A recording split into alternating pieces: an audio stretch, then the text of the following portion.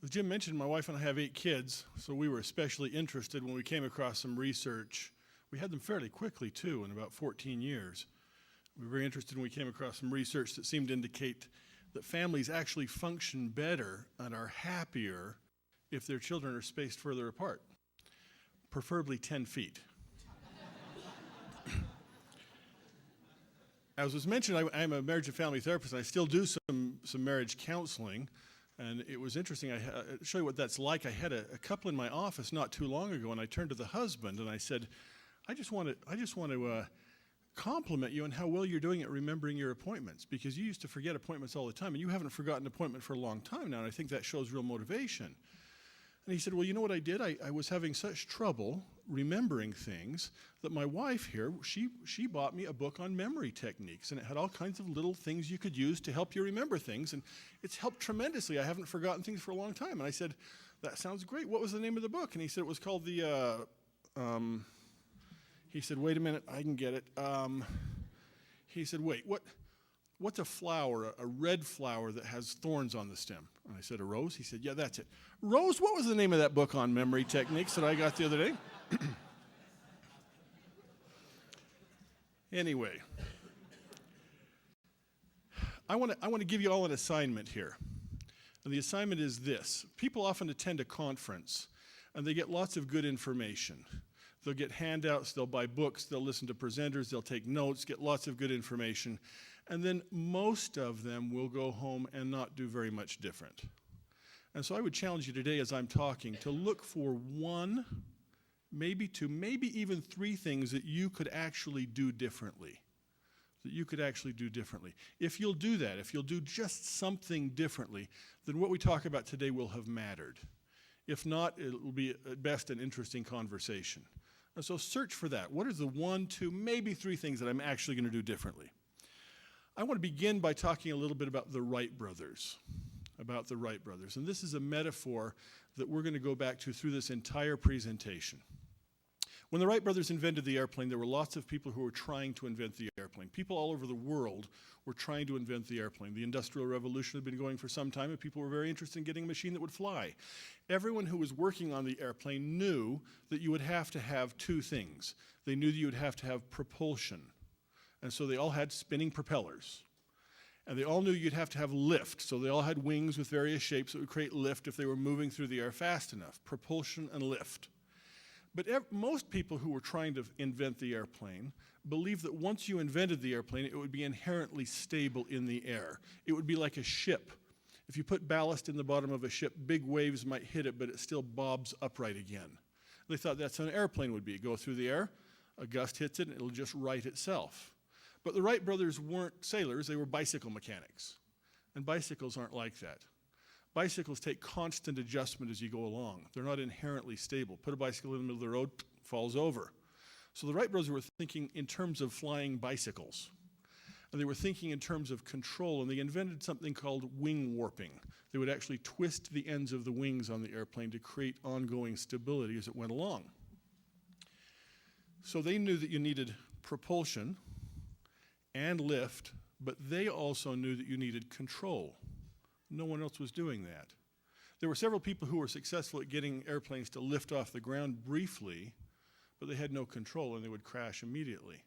So it was the Wright brothers knowing that that third element was necessary, and you had to have all 3 at the same time: propulsion, lift, and control. In helping youth overcome or avoid sexual problems with pornography or other sexual problems, there are also 3 things that you will need. And we will structure this presentation today around these 3 things. They are going to need these 3 things, and just like with propulsion, lift, and control, they need them all at the same time. Any of them missing, and they're not going to be successful. These 3 things are motivation, technique, and attitude. Motivation, technique, and attitude. Motivation consists of the specific reasons why someone wants to overcome or avoid pornography. That's motivation. The specific reasons and how strong those reasons are in their lives. When I work with individuals in counseling who are struggling with pornography problems, I always ask them, how motivated are you on a scale of 1 to 10? I'll say 10 is someone is holding your head under the water and you want to get up to breathe. That's the most motivated I can imagine. And 0 is no motivation at all. And I want to know, how motivated are you? How motivated are you? And why? What are your reasons for wanting to overcome this? Second thing, technique are the specific actions, physical or mental actions that we take in order to accomplish the task, in order to overcome it. What are the techniques we use? It's possible for someone to have very strong motivation. You know, a kid might be very determined. He doesn't want this in his life, but he still likes to watch the internet alone, surf the internet alone in his room with no accountability late into the night. Bad technique. Bad technique. So you can have good motivation. If you've got crummy technique, it's still not going to work for you. And then finally, attitude. Attitude becomes very critical. Attitude is like the control surfaces on the airplane. Somebody can have good techniques and good motivation, but if their attitude isn't right, they'll still crash. It won't work. I'll illustrate attitude with a story. About 9 years ago, I took my 4 oldest children and we went down and stayed at my brother's house in Orange County in California. While we were down there, we went to ride roller coasters at Magic Mountain, and while we were there, he said, you know, you really should take your kids boogie boarding while you're down here. And I said, what's that? I'd never been boogie boarding. How many of you have been boogie boarding? Most of you. I had never been. So he explained what it was. It's just body surfing on a short surfboard. You lay down on the surfboard, paddle, catch a wave. We went down to Long Beach. And we went when the tide was out, which was a great time to go boogie boarding because you could walk way out into the surf and not be very deep. And he taught me how to do it with my little kids. I'd stand there next to the kid. They'd be holding their boogie board. I'd look behind them, and when a good wave would come, I would throw them in front of the wave. And they were catching them almost every time. It was kind of difficult to paddle and catch the wave yourself, but you got someone 3 times your size throwing you in front of the wave, they were catching them, going on long, long rides up onto the beach, having a blast. While we were doing that, I didn't want to ride the waves in, because I was the launch pad. They were working their way back out and getting launched again. I was the launch pad. I didn't want to ride the waves in, but every once in a while, a big wave would come and break over the top of me and knock me over. I didn't like that. Didn't want to get knocked over by the waves. So being born and raised in Utah, and therefore having cultural and intellectual superiority to all Californians, I devised a plan. I thought, I don't like this wave knocking me over, so I've got my boogie board here. I can just hold that up, block the wave, so it won't knock me over. This seem like a good plan? Yeah. I was surprised how much force a rushing pile of water has when it hits a big flat object. Collapsed my arms, hit me in the nose, sent me tumbling. I don't know if I'm just not very bright or if I was dazed, but I did it again, just to check my data. You know, is that really true? Yeah, it worked again. I realized something I had never realized before. I don't want the wave knocking me over. I'll just triple my surface area. I realized that it didn't matter whether I rode the wave in or stood and fought the wave with my boogie board. Either one of those were equally effective at getting me caught up in the power and the force and the energy in that wave. I needed to decrease my surface area, so I needed to turn sideways, pull in my gut a little bit, turn sideways, turn the boogie board sideways, big waves that come crashing through, not much for them to hit against. It worked really well. The same thing is true with unwanted sexual impulses regarding pornography or other kinds of behaviors. And many people don't realize this. It doesn't matter whether I give into it, ride the wave in and say, yes, I'm going to do this, I can't wait to do this, this is going to be good, or whether I stand and fight them by going, no, this is wrong, I'm bad, how could I be doing this? And most people do those all mixed up together. They do both of them, sometimes rapid fire.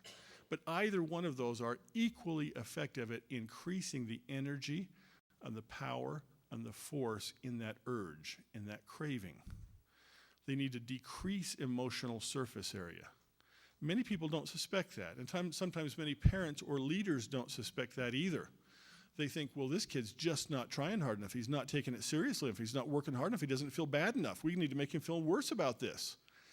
Sometimes a kid might not feel bad, but most of the time they do, and they are working hard, and it's just getting worse and worse. I hear people say all the time, the harder I try, the worse it seems to get. I think about it, I feel bad about it, and they think that that's going to work. if I feel enough guilt, if I am angry enough at myself, I feel enough remorse, if I'm upset enough, I'll motivate myself to stop, but it never seems to work. Never seems to work. That's attitude, the problem with attitude. And we will talk more about that as we go along in just a little bit. Now I'm going to return to those three things, motivation, technique, and attitude in just a moment, but I want to change subjects briefly here and talk just a little bit about an important concept. The difference between solving a problem and preventing a problem, fixing a problem or stopping a problem from occurring. Many of us have heard the metaphor, are you going to put an ambulance at the bottom of the hill where there's a sharp curve in the road to pick up people who go off the curve, or a guardrail at the top of the hill? Another metaphor that I like and that I often use with clients is this. You're in a war. There are two large opposing armies facing each other over a big territory. Between these two armies is unoccupied ground. Unoccupied ground. It's vacant. Now you have to decide, am I going to wait and see if the opposing army comes in and occupies that ground? If they do, if they come in and occupy the ground, they are going to build supply lines, communication lines, and fortifications. And then you're going to have the task of going and dislodging them, which is going to be really difficult. If you are successful at all, it will be at a high cost. Or your other option is to move in and take the ground, occupy it yourself, establish your own communication lines, supply lines, and fortifications, and then they have to dislodge you. I think when it comes to youth and sexuality, many of us wait to see if the enemy is going to occupy the ground. We wait. We wait and look and hope and pray they don't take that ground. We're certainly vigilant, watching to see if they're going to take it. And if they take it, boy, we'll do battle with them. But we need to move in and occupy the ground. We need to take it. We need to be the first ones there influencing our children regarding their sexuality. And so as we go along and talk about motivation, technique, and attitude, we'll talk about prevention too. About, okay, how would these principles apply in stopping it from happening in the first place, not just trying to get rid of it once it's there. So let's go back and talk about the Wright brothers again. Propulsion, lift, and control. What do you think the most important of those three is? Propulsion, lift, or control? Which one is most important? They're all essential, but which one is most important? How many of you think that it would be control? Few. And lift. Few more. Propulsion. About the same. I think it's absolutely propulsion. Lift and control are simply factors of propulsion. Without that airplane moving through the air, there is no lift. Without air going over the wing surfaces, there is no control. There's no control. Propulsion is what creates the other two. And so it is with motivation, technique, and attitude. Motivation is the most critical. Without it, nothing else works. Nothing else works. Motivation must be there. Must be there. I want to talk about some don'ts and some do's regarding motivation and youth. First, don't assume that lack of motivation is the problem. We talked about that a minute or two ago. Don't assume that. Many times people move in without assessing whether this kid's motivated and try to motivate him. Tell him how bad it is. Tell him how disappointed you are. Tell him how much it upsets you. Tell him how much it upsets God. Tell him all the terrible things are going to happen, thinking that motivation is the thing in their life. We go in and make the assumption that if this kid's doing it, he's just not motivated. That would be a sad mistake to make and can make the situation worse, and we'll talk about why when we get to attitude. But don't assume that motivation is the problem. To assess motivation and to assess what you're going to do, you need to be able to communicate with this kid. Communication is absolutely essential. You cannot separate helping youth with pornography problems, avoiding them or overcoming them, without talking about building relationships of trust, listening, being open, and getting information. You need to get information from them. And most of us are so concerned and so excited and so determined that we move right in and start to intervene in the problem without really understanding where the kid is. Where's his heart and mind? What does he want in his life? Second, don't mistake discouragement for lack of motivation. There are many youth who have been brought up in religious traditions and in families where they are very motivated and they feel bad that that's in their life. They'd like to get rid of it, but they've been trying, often in secret. For years they've been trying and trying and trying, and now they're discouraged. They don't want to talk about it. They don't want to discuss it because they feel like it's hopeless and they can never overcome it, and so talking about it will be pointless and shaming. So don't mistake discouragement for lack of motivation. And we'll talk about how to do that.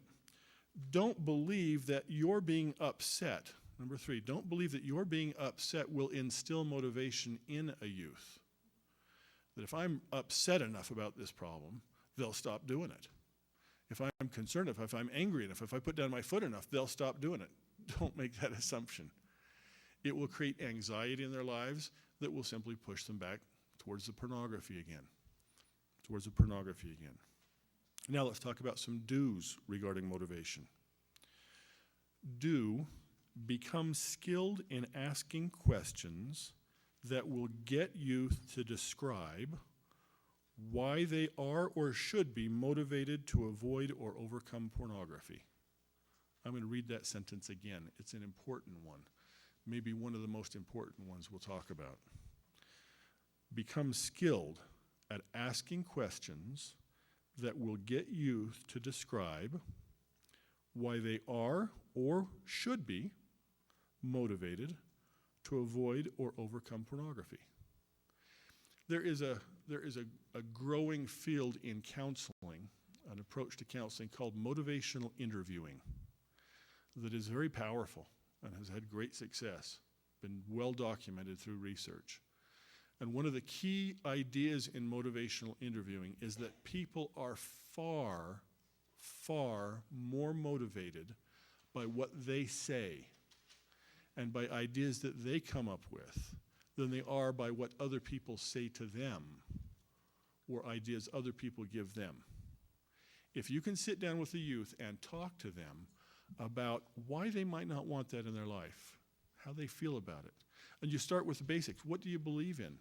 If it's a religious tradition, do you believe in God? Do you believe in this? Do you have faith? Do you have a testimony? Is that important to you? And how does that feel? How does that feel to you when you think about the pornography issue? And what do you want in your life? Do you want marriage? Do you want happiness in your life? And how do you feel about pornography? Why do you think it would be detrimental to people? So getting them to describe. It's not that you can never give them information. It's important that we do, and we'll talk about that in a minute. But what you can get that young person to say to you will have far greater impact in their changing their behavior than anything you will say to them. But often as parents or leaders of youth, we just want them to understand it. We launch right in and start explaining. Man, we explain and explain and explain and explain. And sometimes we threaten or coerce or tell them dire things, and it's not working. It's not working. So become skilled at asking questions. Do it slowly, do it calmly. Elicit responses from them about why they are or should be motivated, what they want in their life, what they understand about pornography. Get them talking to you about it, and then validate the heck out of it. Everything they can say, that's great. I am so glad to hear you say that. That is wonderful, wonderful. The next do remain positive about them and about healthy sexuality. Do remain positive about them and about healthy sexuality. This is also critically important, that you remain positive, that you remain upbeat in trying to motivate them. They are going to be drawn to you if you are optimistic and upbeat and success-oriented and not doom and gloom-oriented. I think Dan Gray, who presented here last hour, was the first person I heard talk about the fact that sometimes parents send this message to kids. Sex is filthy, evil, wrong, and disgusting. So save it for someone you love.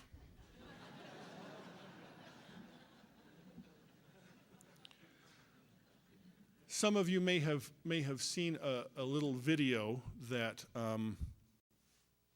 that was produced this was in 1990. This was called "Sex Has a Price Tag" by Pam Stenzel. She did probably the most brilliant job I've ever seen anyone doing, talking about chastity in a vigorous and positive way without pulling any bones. I'm gonna roughly paraphrase a couple of things that she said in here. She's talking to a bunch of Catholic high school students about chastity. And she launches in on this discussion and she says, God wants you to have great sex. He invented it, you didn't. It's his idea. He's the one who came up with it, and he wants you to have a great sex life. And he knows how you can have that. You can do that by obeying his law. She says, I love God's law. I love God's law for two reasons. One, no one gets hurt. And she's got this force in her voice. No one gets hurt when we obey God's law. No one suffers.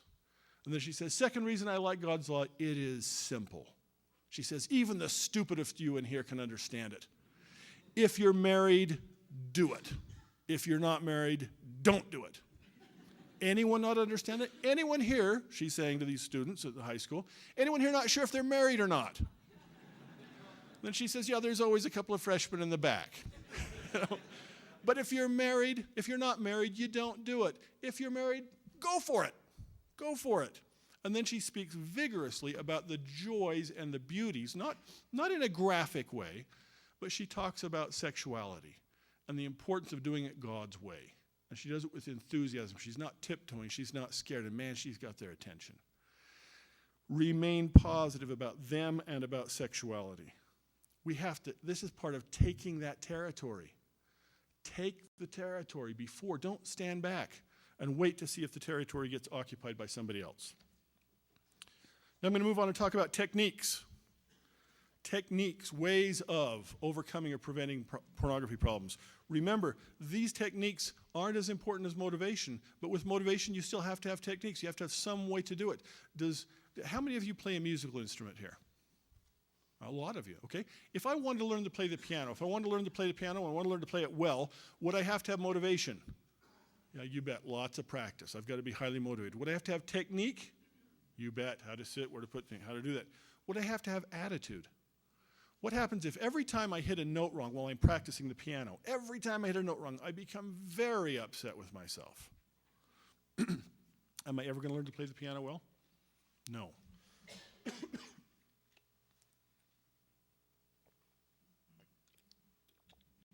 You have to have motivation, technique, and attitude. But motivation comes first. Motivation comes first. Sometime, a while back, one of my children came home from elementary school, and he had been learning about simple machines, levers, pulleys, inclined planes. And he said, Dad, these are simple machines. And I said, well, I know all about that.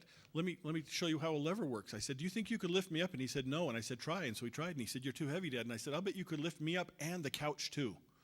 He said, no, I couldn't. And so I went out to the wood pile and got a big log, put it by the end of the couch, went out to the shed and got a 2x4, stuck it down on the log, and I sat on the couch and I said, now you pull down on the end of that board. So we pulled down the end of the board, me and the couch move up. He thinks it's magic. This is incredible. Oh, look, Mom, look, I'm lifting up Dad and the whole couch too.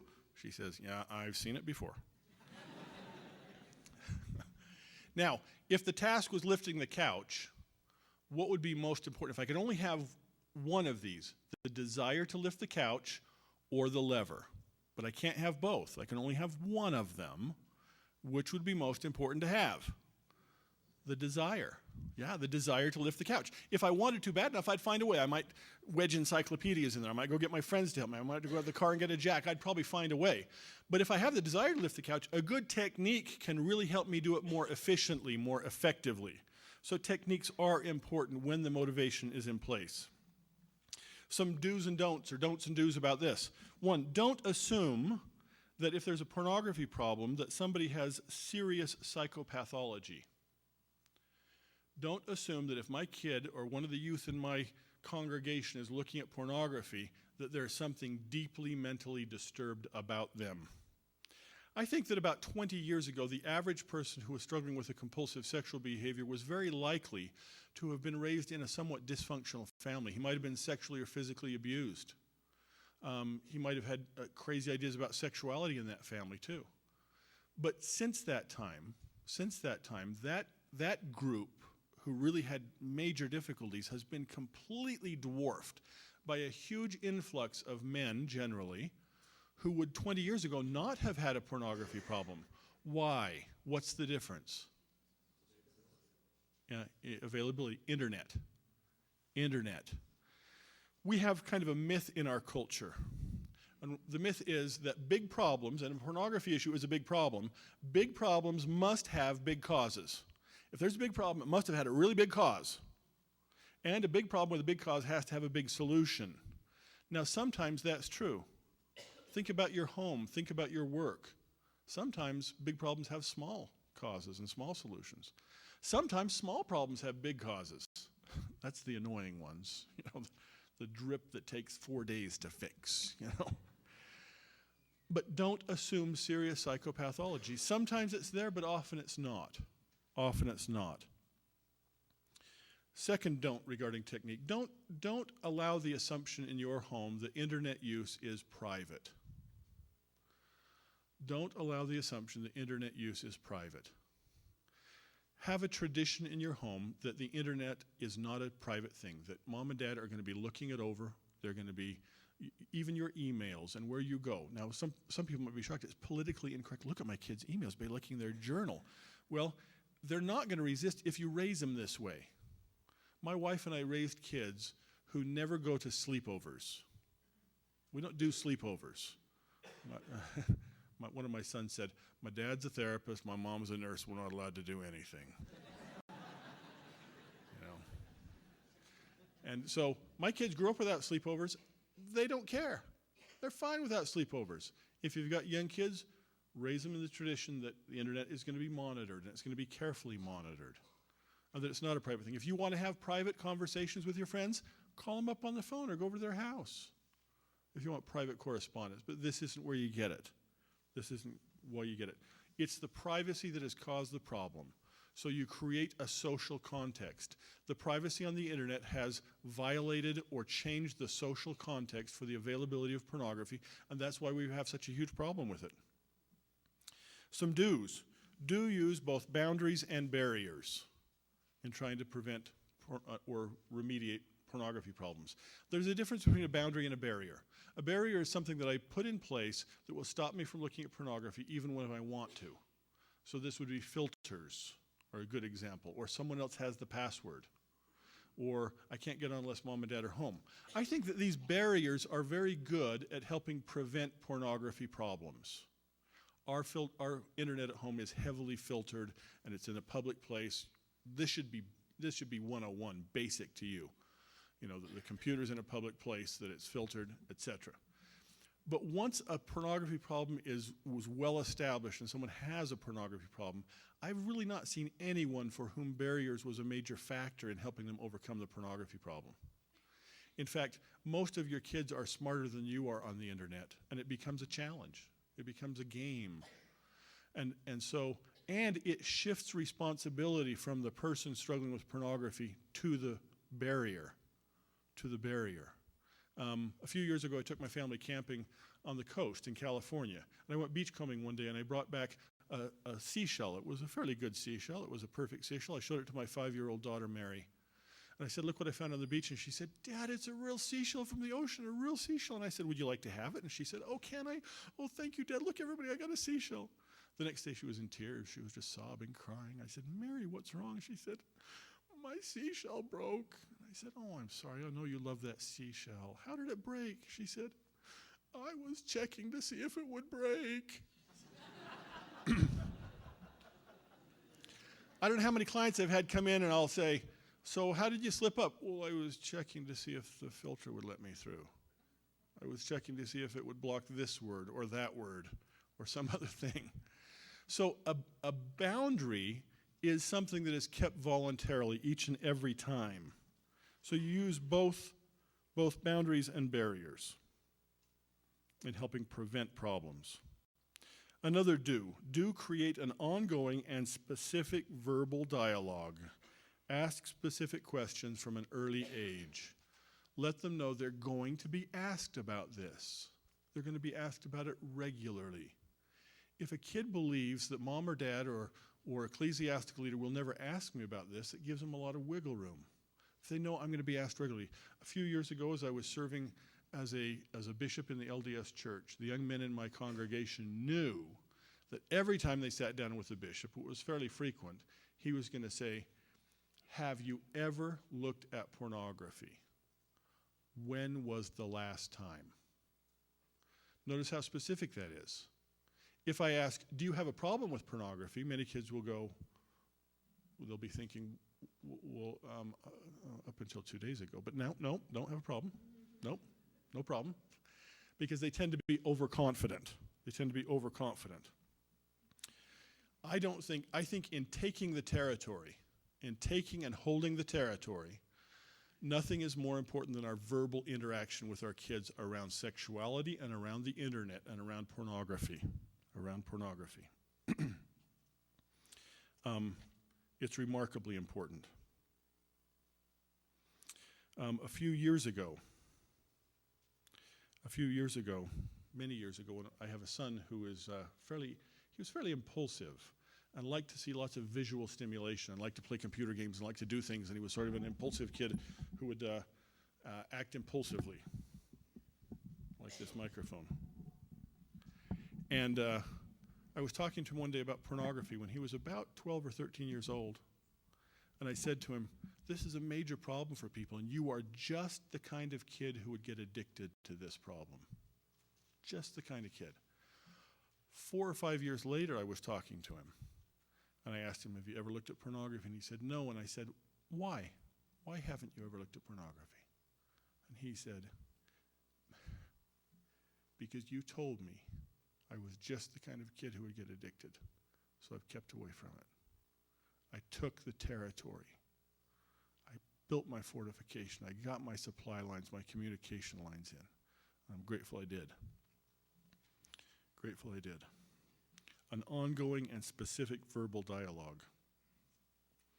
Create a social context. Do create a social context for all pornography use. How, when, and where the internet will be used, that it's not going to be private. Put safeguards in place. We don't have time today to talk about some of those. I have a presentation that I have done on boundaries that I have clients keep that seem to be very effective. I started treating people for pornography problems because I was working with young men who were struggling with unwanted feelings of same-sex attraction, and most of them, the great majority of them, struggle with pornography issues. And we needed a way to deal with pornography quickly. We couldn't spend a year or two trying to help them overcome that before we went on to the other issues and help them move on with their life. And so I've developed a system of boundaries that I use that every time they get on the internet, these boundaries have to be in place. I don't have time to describe them in detail. I do have an audio CD. My wife, dressed in a white blouse here, will be outside the room here. And if anybody's interested in hearing some very specific boundaries for people who have had pornography issues, you can stop by and purchase one of those from her. Creating a social context for overcoming pornography and preventing pornography, making sure that things are public. It is interesting.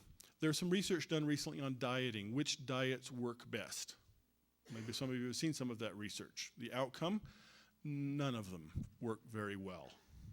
But by far the ones that have the greatest track record for achieving and maintaining weight loss are those which create a social context for the dieting, where people meet together.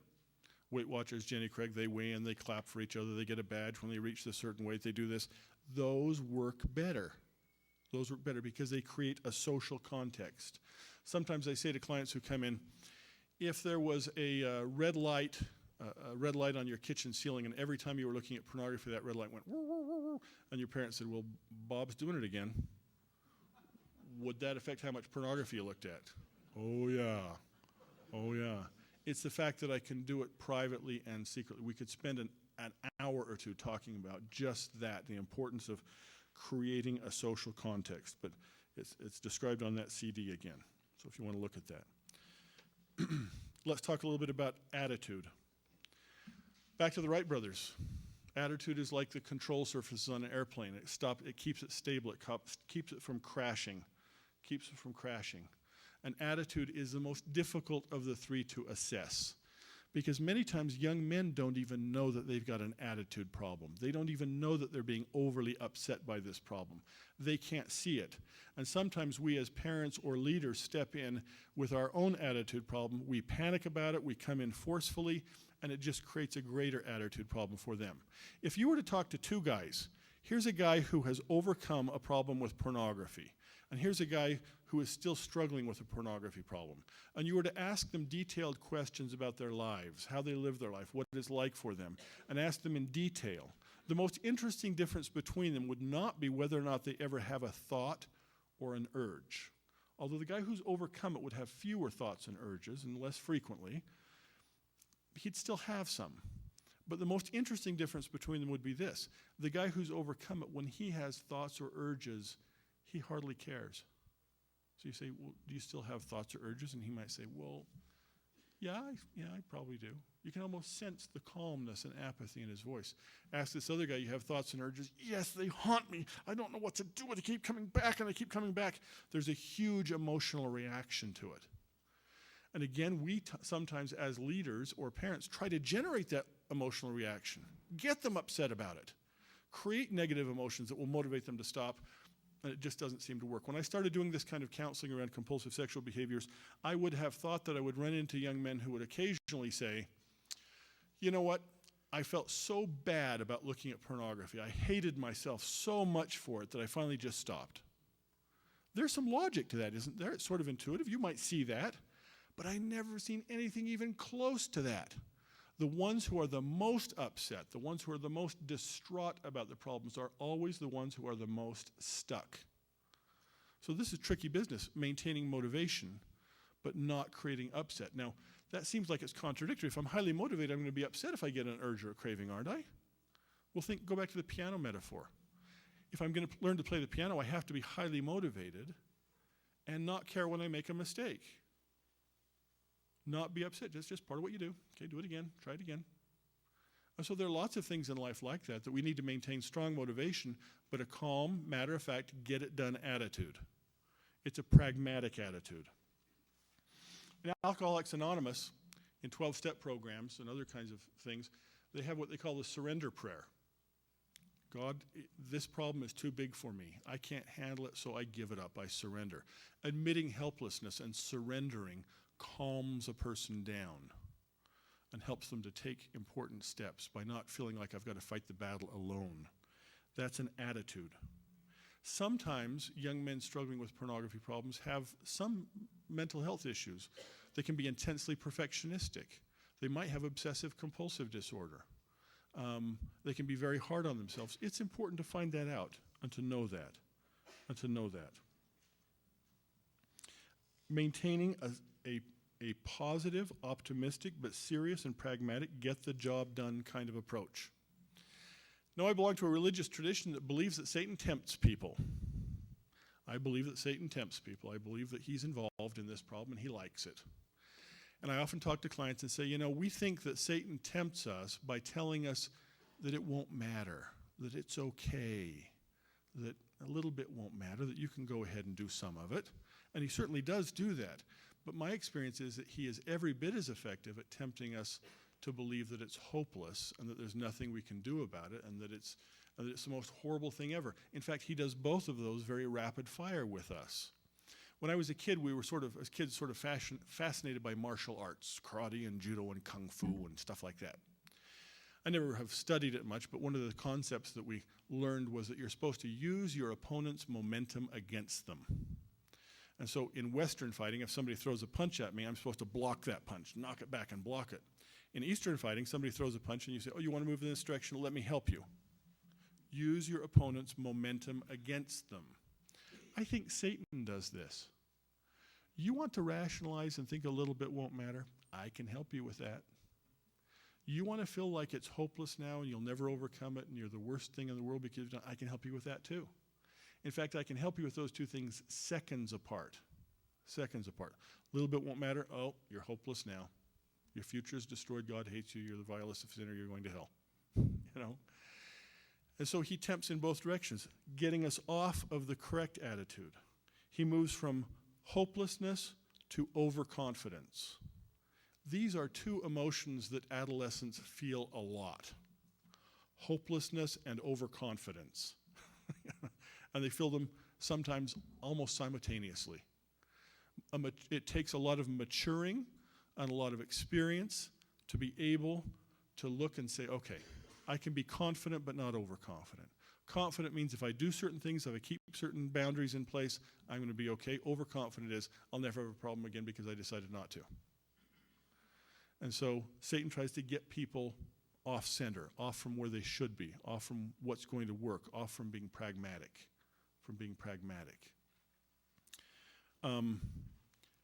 To help youth with this requires, again, even more than in motivation and technique, it requires communication. We've got to maintain an open dialogue. Whatever you do, do not sacrifice a dialogue that you can have with youth by trying to get a quick fix, by being punitive or angry.